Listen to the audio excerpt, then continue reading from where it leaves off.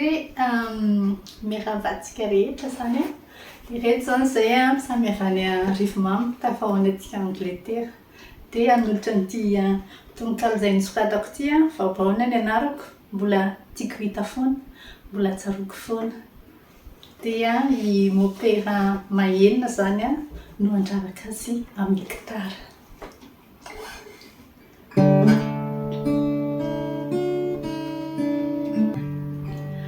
Mbola tiako hita foana rehefa mitazana eo am-baravarakely ilay lokon'antsy be an-danitra. Mbola tsaroako foana izao sy anao niara-nandiha tamin'ny fety ny dadatratra antitra. Mbola tiako hita foana ilay zaridaina ny mama tsy mba ilaozana mpifankatia. Mbola tsaroako foana ireo andiam-boron-drano lasa tamana ao am-Paris. Mbola tiako hita foana ilay manantena sikamboty mba hiara-paly amin'ny anjely. Mbola tsaroako foana ireo voninkazo dia otron'olo sy ny tantely. Mbola tiako hita foana ireo mpianatra mavitrika manday mamonjy sekoly. Mbola tsaroako foana ilay katesista ao an-tanàna mpampianatra baiboly. Mbola tiako hita foana ilay fiangonantsika misy sary ny Ave. Mbola tsaroako foana ilay zaza mena vava mikiakakaka vaky e. Mbola tiako hita foana ilay lohasaha maitso sy tambary mivolombolamena. Mbola tsaroako foana ireo trano tafo bozaka rindrim-peta tany menamena.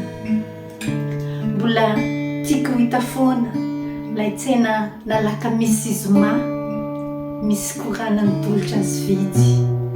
Mbola tsaroako foana ingam-pimasy tsy masina an-taniny ao no manoko mivarotra sikidy. Mbola tiako hita foana ilay bekotro marolatra manjokozoko amin'ny tena elavelona sy tomaty. Mbola tsaroako foana retafika amin'ny latsaka manelonaina mampirety sarinaty. Mbola tiako hita foana ilay volana balika rehefa manao afindasy any an'ala.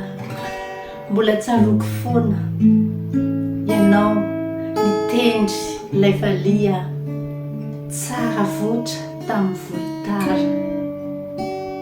Mbola tiako hita foana ireo dia tongotsika tavela tamin'ny torapasika.